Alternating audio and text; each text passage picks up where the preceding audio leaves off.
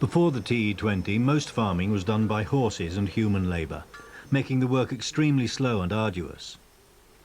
By the outbreak of the First World War, there were over 1 million horses on farms in Britain. Whilst working in the motor trade in Belfast, Ferguson set out to design a new kind of tractor. He could see that it was the lack of control over implements which held existing tractors back. He developed a linkage system which brought the two together as one machine for the first time. A prototype of the black tractor went into production in England. But Ferguson fell out with the manufacturer and less than 2,000 were made. Eager to see his tractor mass-produced, he demonstrated it to Henry Ford in America in 1938. A deal was struck and Ford agreed to manufacture the tractor in the States, incorporating Ferguson's linkage system. The new tractor was called the Ford Ferguson. And on June 29, 1939, at Dearborn, Michigan, the product of their collaboration was first made public. American farmers were initially skeptical about the new tractor because of its small size. But once they saw what it could do, the Ford Ferguson sold in large numbers. Mr. Ferguson, will this machine be a success for the small farmer? Yes, it is deliberately planned to be a success on a small farm. We'll do all the work that animals do on the farm at less than half the cost.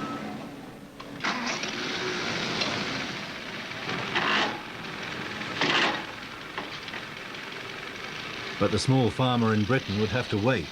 Plans to export the tractor were halted by the outbreak of war. By the time the war ended, Ferguson had plans for a new, improved tractor to be made in Britain.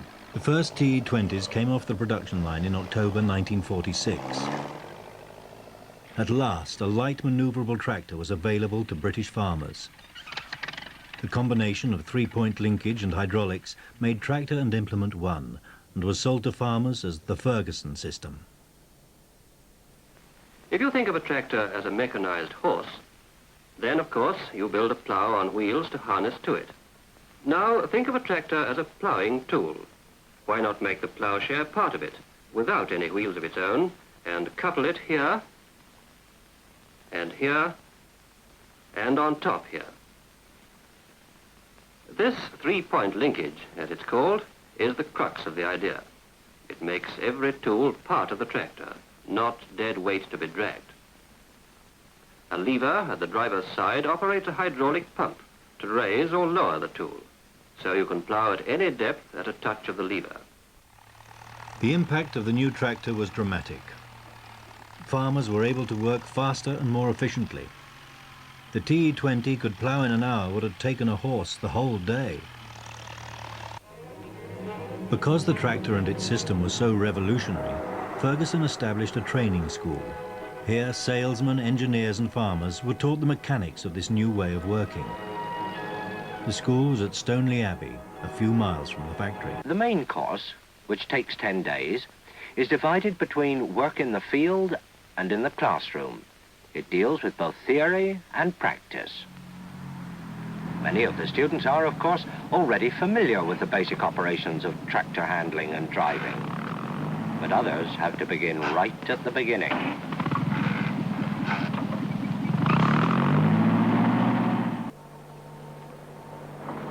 They must be able, when necessary, to advise farmers on how to make the best use of tractor and implements, and how to get the full advantage of their flexibility. A network of tractor dealerships sprang up all over the country. But it was through large public demonstrations that ordinary farmers first came into contact with the new tractor. The centerpiece of a demonstration was cultivating the small square. This was an area 20 feet by 27 feet, too small for a horse or any other tractor to work in. We make sure that the driver is conversant with all the controls, and then he tries his hand at driving for the first time.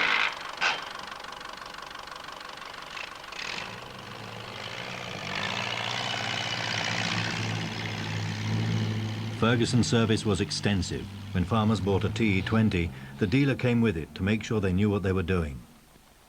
I'm one of the many thousands who farm the Ferguson way. It isn't just a case of being sold a tractor and then leaving it at that. It's the kind of service we get afterwards that's important to us chaps.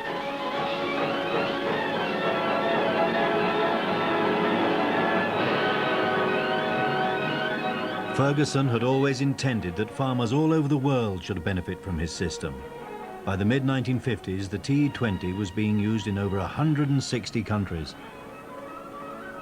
70% of the 74,000 tractors turned out by Ferguson's last year were exported. These tractors are now working at all sorts of jobs in many different countries. As tractor sales grew, so did the sales of implements. Only Ferguson tools would fit the integrated system, and a whole new range of farm machinery had to be developed for the T20. Ploughing's only one job on the farm. An agricultural machine worth its petrol must do all the others too, better than a horse or a mechanical horse. A horse can't saw up logs. The tractor can, and dig post holes. There are 20 tools for 20 different jobs the tractor can do. Efficient mechanization has come to the farm. The uses of the T20 went beyond farming. A range of 60 different implements took the tractor to places it had never been before. Playing fields, building sites, road construction. The roller is chain-driven from the power unit's rear wheels and steered through an independent system. When the power unit is required elsewhere, it is a matter of minutes to disconnect. In 1953, Harry Ferguson, by now nearly 70, sold out to the Canadian firm Massey Harris.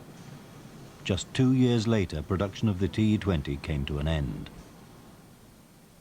In 10 years, over 500,000 tractors had been made, more than any other single British model before or since.